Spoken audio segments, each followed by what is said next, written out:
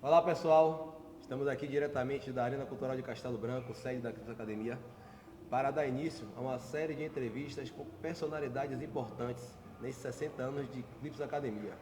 E para iniciarmos, iremos conversar hoje com uma das pessoas responsáveis pela fundação da nossa associação,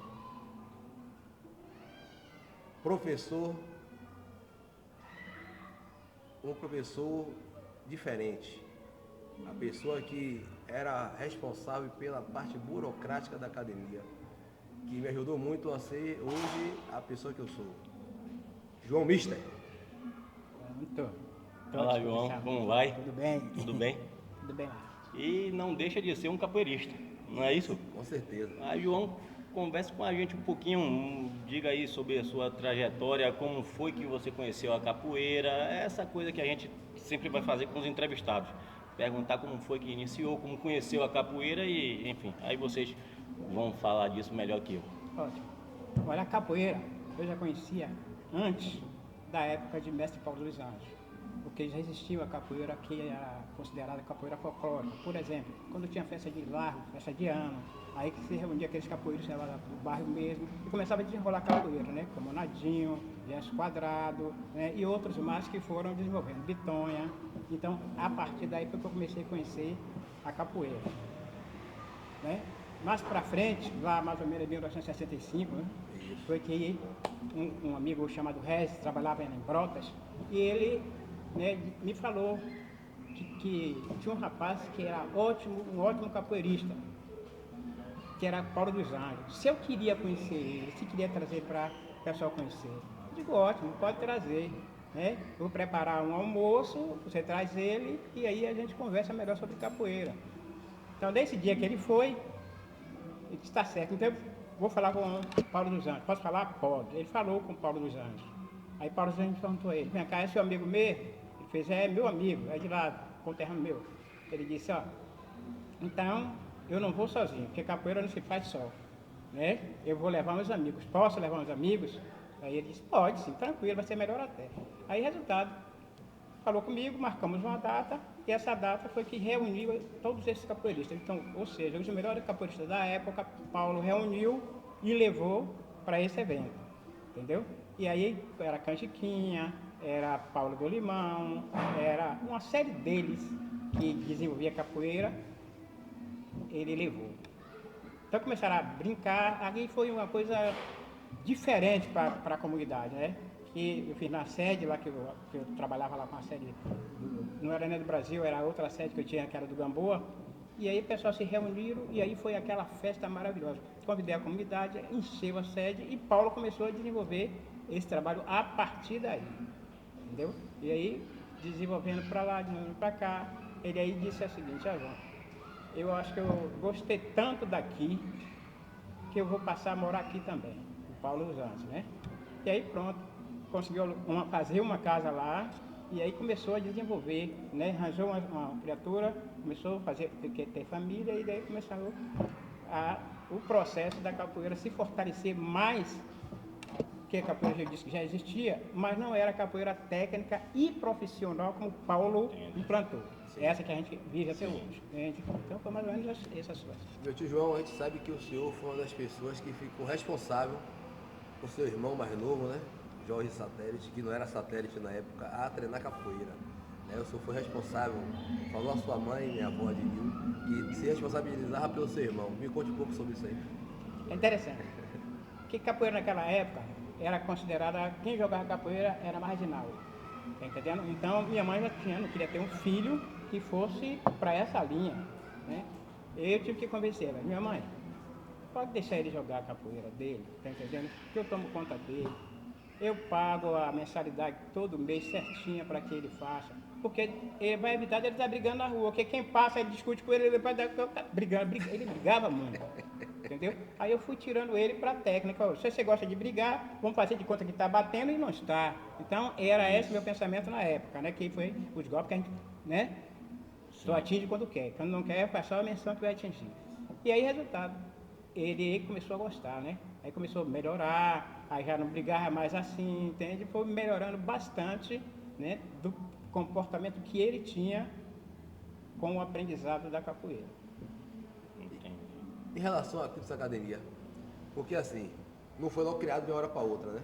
E todo esse processo que o senhor já contou, essa situação do mestre ser brigão, brigar na capoeira, ter que sair, e o senhor interveio, retornou. E como foi que teve essa ideia de se fundar a Clips Academia? Já no final do ano, né? Que a gente hoje está, a nossa data de aniversário é 24 de novembro, até em homenagem ao senhor. Como se deu essa ideia de criar a Clips Academia? É porque ficava uma coisa solta, né? Vinha um, só tinha uma capoeira, como eu falei, que era na época folclórica. E aí vinha um, jogava, aí passou dali, esperar o outro ano, não é, de cada festa, para poder então indo jogar. Aí eu vendo como ele se desenvolveu, o Jorge, né? Se desenvolveu bastante no meio dos outros. E aí eu digo, vou dar uma força para ver se passa pela organização. Entende? Eu já era dirigente do Brasil e já tinha conhecimento mais ou menos como a sociedade estava podia andar. E aí pronto, eu vou fundar a Clips Academia. Aí resolvemos fundar a Associação Cultural de Capoeira Clips Academia. Entende? E uma coisa importante que a gente colocou naquela época, né? Como você fundava uma associação, vinha outro lá e tomava, aí eu digo, vamos fazer o seguinte, vai botar ele, o Jorge, né, como mestre permanente da associação. Então, ele é o mestre permanente. Pode chegar um outro mestre se enquadrar de acordo com o desenvolvimento, entende? Mas o responsável da academia mesmo continua sendo ele. Nossa, Agora, João, conte um pouco pra gente como era Mar Grande nesse período, né? Porque hoje Mar Grande é uma outra realidade. Exato. E naquele período em que você viu essa coisa da capoeira, tudo, como era Mar Grande naquele? Fala um pouco da gente sobre isso aí. Mar Grande ele era submisso a Itaparica, ou seja, era a ilha de Veracruz, ilha de Itaparica, que se considerava Mar Grande. Depois, com o desenvolvimento, entende? Aí o coronel Eloy, que tinha bastante conhecimento, então ele foi deputado, e aí resolveu, né, dar essa força para mudar a realidade desse negócio de ficar só um pensamento. Então, concretizar as coisas. Entendi. Então, com isso aí surgiu a Gamboa, um bairro antigo, né?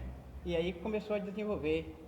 E depois veio outro bairro que começou a desenvolver, Ilhota. Aí foi desenvolvendo, o bairro ia sendo criado naquela proporção e eles iam se desenvolvendo. É tanto que hoje, graças a Deus, está aí. Mas todos esses bairros que se desenvolveram, né, era submisso a Itaparica.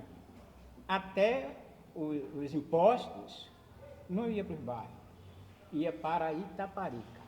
Quando chegava em Itaparica, Itaparica tirava a fatia dele e o resto ele ia passar nas migalhas para os outros bairros. Entende? Então a gente tinha essa política. Aí quando o coronel Eloy chegou lá, vendo essa situação, porque ele morava no Jaburu, então perto de Mar Grande, ele disse, vamos mudar essa situação, vamos ver se a gente bota para ser o município, porque aí cada um já tem sua forma de agir.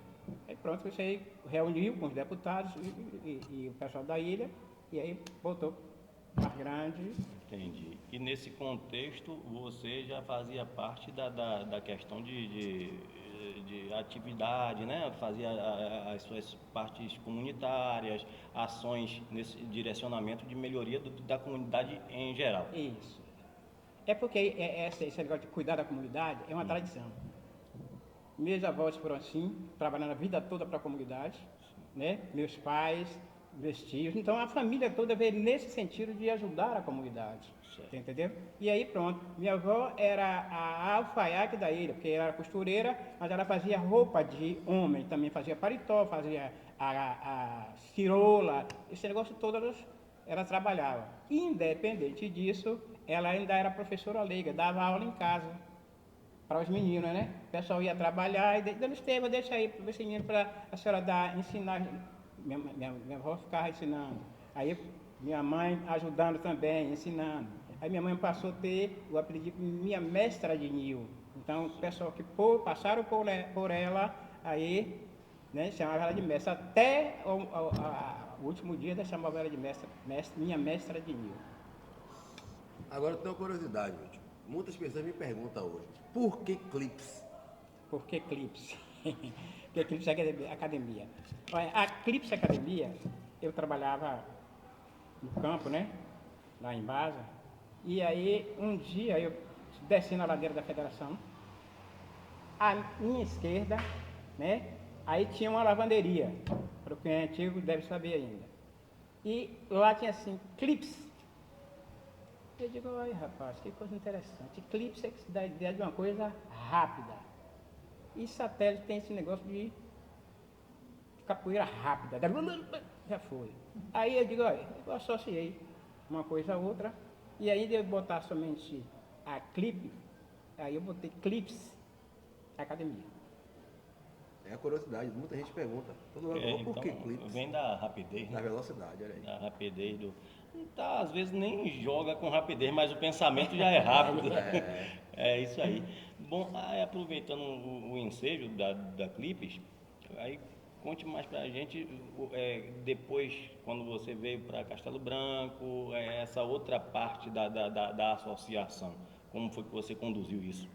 Interessante também, né? Como a capoeira estava no sangue, embora eu não jogasse, eu fui de morar em Castelo Branco, em 1974. Né? E aqui não tinha nada, rapaz. Aí a gente formou um grupo de jovens, o cara me chamou para o grupo de jovens. Tá certo, para ter eu digo, já um velho desse para grupo de jovens, mas fui. Né? Para me chamar, eu considerava ele, quando eu chamava para capoeira ele ia, aí beleza, aí eu fui. Né? Aí, a partir daí, a gente ficou trabalhando com essas questões já na comunidade de Castelo Branco, entende? E aí, o que foi que ele fez? Ele aproveitou que eu chamei ele para capoeira. Um dia ele me chamou também para ir para a organização dele, ali na Rua J. Eu fui. Aí começou a dividir as tarefas, né? Um bocado de gente, um bocado de alunos sentados. Daqui a pouco saía um, saía outro, saía um, saía outro, saía um, saía outro. E eu não entendi. O primeiro dia que eu fui, né? O cara me levou e tiraram logo ele de primeira para levar também. Eu digo, e agora? Por que eu vou fazer aqui agora? E me deixaram sozinho. Né? Aí me dava vontade de largar e ir embora, né? Eu digo, não, ele me trouxe para fazer falta de consideração. Aí eu fiquei. Daqui a pouco veio um grupo de lá. Agora é a sua vez comigo. Para quê? Para fazer teatro. Eu nunca fiz teatro, eu não sei nem para que lado vai teatro. Ele disse, não se preocupe não. Que o papel que você vai desenvolver é tranquilo, você faz de coisa salteada todos os dias. Aí tá bom, fui. Quando chegou lá, o grupo veio todo mundo de vez, eu era o pai. Na peça de teatro eu era o pai. Então eu comecei a fazer teatro a partir daí também, né? Aí foi me desenvolvendo, fui gostando, fui papai, e a gente levou muita coisa boa para frente para a comunidade em relação ao teatro. Então, juntou a capoeira com o teatro e aí você conseguiu se tornar esse mista, inclusive capoeirista, que você falou que não joga capoeira, mas você é capoeirista, que a gente sabe. Né? Você foi batizado em uma das nossas trocas de cordão, não foi? Isso, o Municipal dos Anjos deu uma grande. Aí eu tenho, tá até de minha frente ali, tá? Eu tenho o cordão verde. São duas pessoas, eu e Valnei. São os dois únicos mestres cordão verde na capoeira de Mestre Paulo dos Anjos. Daí acabou, ele morreu, não formou mais ninguém em cordão verde, só ficou eu e o Valmir. Entendendo? Aí foi assim que a gente fomos desenvolvendo, que o Valmir tem até hoje essa consideração, todo dia a gente se fala, a gente todo dia está falando também sobre o Paulo, tá entendendo? Então. Tem até um grupo, né, do grupo Mestre Paulo dos Anjos, Tem. que o Valmir inclusive está, enfim. Então, eu só tenho uma participação muito ativa na fundação da academia e é um dos grandes responsáveis para o que a academia está alcançando hoje, completar 60 anos, não é qualquer instituição que chega lá. Né? Então, a gente agradece muito pela essa contribuição e esperamos que o senhor possa participar de todas as nossas atividades esse ano em alusivas a esses 60 anos, que nada mais justo. Hoje a gente está aqui entrevistando o senhor como o primeiro personalidade dessa atividade, porque, querendo ou não, se o senhor não tivesse convencido meu Valdinho a deixar o mestre treinar capoeira, a academia não iria existir, né? Porque tudo iniciou com a vontade dele de aprender e a vontade do senhor ajudar, né? A gente sabe também que o senhor é uma pessoa que ajuda muitas pessoas através do seu conhecimento. Hoje me ensinou a escrever projetos, eu sou um professor de matemática que ajuda muitas pessoas. Então isso pra gente é muito interessante, muito importante estar com o senhor aqui hoje. agradeço de coração por ter vindo nos ajudar e muito obrigado. Eu fico muito feliz, né, desse reconhecimento, porque passa a ter história. Quem não sabia hoje vai saber através do trabalho que vocês estão desenvolvendo em relação à minha pessoa, em relação à minha família. Então, eu agradeço também de coração e peço a Deus que essa entidade continue firme e forte eternamente. Muito obrigado. Obrigado.